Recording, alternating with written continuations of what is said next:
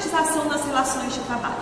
Para isso, está conosco o Dr. Daniel Bispo, professor doutor em Direito do Trabalho, a quem mais uma vez agradeço a presença. Doutor, pejotização é um verdadeiro fenômeno nas relações de trabalho, mas o que vem a ser pejotização? Bem, na verdade, pejotização quer dizer P de pessoa, jotização quer dizer jurídico. Na verdade, como se fosse a pejotização da pessoa física, transforma essa pessoa física em pessoa jurídica. É por esta razão que pode ser considerado uma fraude nos direitos trabalhistas? Exatamente. Quando falamos em pejotização, nós transformamos a pessoa física, teoricamente, em pessoa jurídica. Na verdade, as empresas estão usando isso para maquiar ou disfarçar esse empregado, transformando ele em um prestador de serviços, como se ele fosse uma pessoa jurídica, mas na verdade apenas para disfarce. Doutor, as duas coisas são válidas?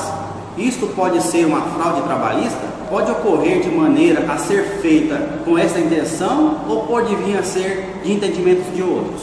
É isso que o senhor quer dizer? O senhor pode nos dar um exemplo? Sim, como se trata de um tema relativamente novo, há quem diga que a pejotização pode ser algo lícito. Porém, temos que avaliar o seguinte: imagine vocês que o gerente de uma loja, que faz parte da hierarquia da loja, tem que trabalhar e tem um alto salário. Muitas vezes essa loja, para sonegar alguns impostos, não pagar tudo aquilo que deve, tudo aquilo que, para ter menos, eu diria, menos prejuízo, entre aspas, essa loja acaba por pejotizar esse gerente. Ao invés de ele ser uma pessoa física, gerente, carteira assinada, recolhendo impostos, ele vai ser um prestador de serviços, como se fosse um consultor, mas só na fachada. Doutor, tem uma dúvida muito séria. Que nós temos a certeza que existem prejuízos tanto para o trabalhador como também para a sociedade. Qual a importância de se entender isso? Sim, na verdade temos prejuízos para os dois lados. O trabalhador tem o prejuízo da contribuição. No início, ele acha, por exemplo, que vai ter lucro, que vai ganhar ao não contribuir, por exemplo, com o imposto de renda. Mas na verdade ele vai ter um prejuízo, uma vez que esse trabalhador não vai receber, por exemplo, férias, 13º, seguro-desemprego e mesmo FGTS. A sociedade também, eu diria que tem o maior dos prejuízos.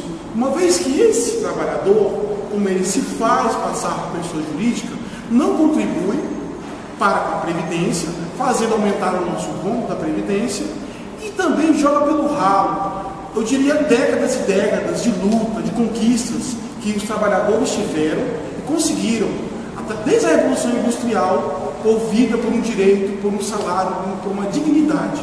Eu diria então que o prejuízo vai dos dois lados e a sociedade tem um prejuízo ainda maior.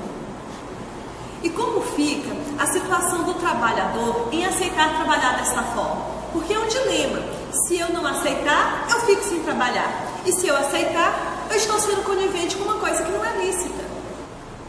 Na verdade, o que acontece? Quando tem uma relação de trabalho, empresa e empregado, a parte mais fraca é sempre o empregado. Quando há pejotização, o que acontece? Esse empregado fica maquiado, ele não parece mais ser a parte mais fraca, ele parece uma parte de patamar igual da empresa.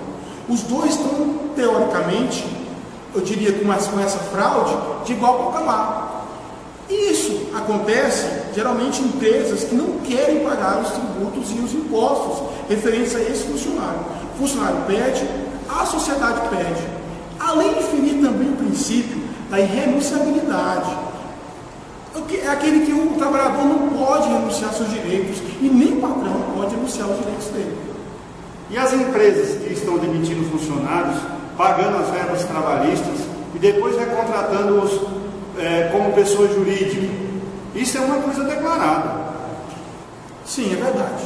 Isso aí que você falou, na verdade, é o que realmente caracteriza a fraude trabalhista. Uma vez que essa empresa demite o funcionário e depois recontrata o mesmo como se fosse uma pessoa jurídica. Porém, não é pessoa jurídica, na verdade. Ele é aquele mesmo trabalhador fragilizado, que não vai ter o poder de barganha ideal, que não vai estar em patamar igual com essa empresa contratante. Aí temos a caracterização real da fraude, em que há uma simulação de um negócio jurídico. Como fica a situação do vínculo de emprego? Algumas situações as pessoas começam a trabalhar em uma coisa e fatalmente vai acabar na justiça do trabalho. Bem, na verdade o que acontece é o seguinte: muitas vezes o empregador, na maioria dos casos, o empregador, ele faz essa fraude, ele comete esse crime, esse ilícito, e o empregado que tem medo de acionar a justiça, tem medo de procurar seus direitos, é até muito entendível isso, porque ele tem medo de ser demitido. Ele tem medo de ser perseguido por esse patrão, por esse empregador. E acaba que ele não entra. Eu aconselho que, se há um empregado nessa situação, ele entre na justiça e procure seus direitos. Porque fica até mais fácil provar que havia um vínculo trabalhista real de empregado e empregador, no caso concreto. Uma vez que o empregado tem que provar também que havia os requisitos, como onerosidade, como continuidade, e também a alteridade. A alteridade, esse é o princípio, é o requisito que mostra que o empregador é que assume o risco, e não o funcionário. Isso tem que ficar bem claro para haver uma relação de trabalhador e empregador, de um trabalho físico, pessoa física, e uma empresa, e não como a fraude, como se tem por aí hoje em dia, que é empresa jurídica e empresa jurídica. Depois de tudo que já foi falado, como última pergunta, eu só gostaria de saber o que a gente faz com o empregador nesses casos. Ele vai receber alguma punição? Ele corre algum risco? A Justiça do Trabalho ela vai agir diretamente nesse caso, ou a Justiça do Trabalho só age notificada?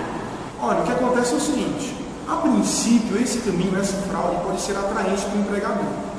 Porém, se houver uma denúncia, a DRT ou mesmo o Ministério do Trabalho, eles podem fazer uma fiscalização dessa empresa e averiguar e constatar que, na verdade, há 10, 20, 30, 40 funcionários em situação irregular. Há uma fraude de forma, eu diria, bem expansiva nessa empresa. O que acontece? Uma vez que comprovou-se que esses funcionários estão irregulares, vai haver uma ação coletiva que o próprio Ministério Público do Trabalho pode impetrar em desfavor dessa empresa. Essa empresa, por sua vez, vai ter que pagar todos os custos, impostos, e também vai ter que assinar retroativamente a carteira desses funcionários.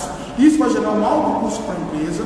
Ela vai ter também que pagar uma série de indenizações e multas que vão ficar claras e específicas por conta dessa fraude, havendo aí, sem dúvidas, você imagina, 100 funcionários, a empresa tem que pagar indenização, multa, assinar a carteira retroativamente, ela vai ter que pagar aí multas exorbitantes, valores milionários, vindo até mesmo a quebrar essas empresas.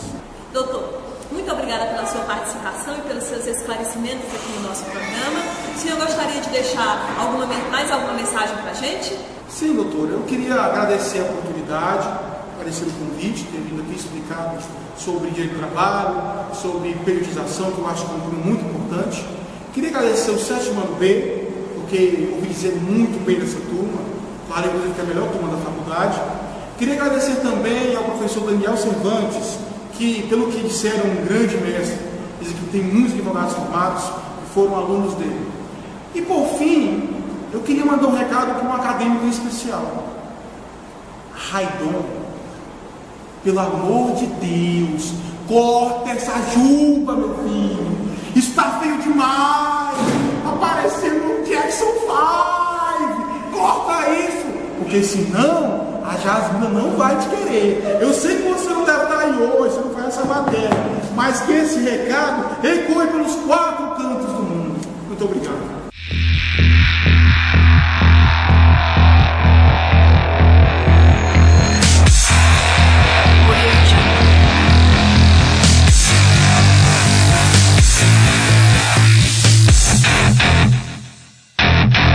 Jungle.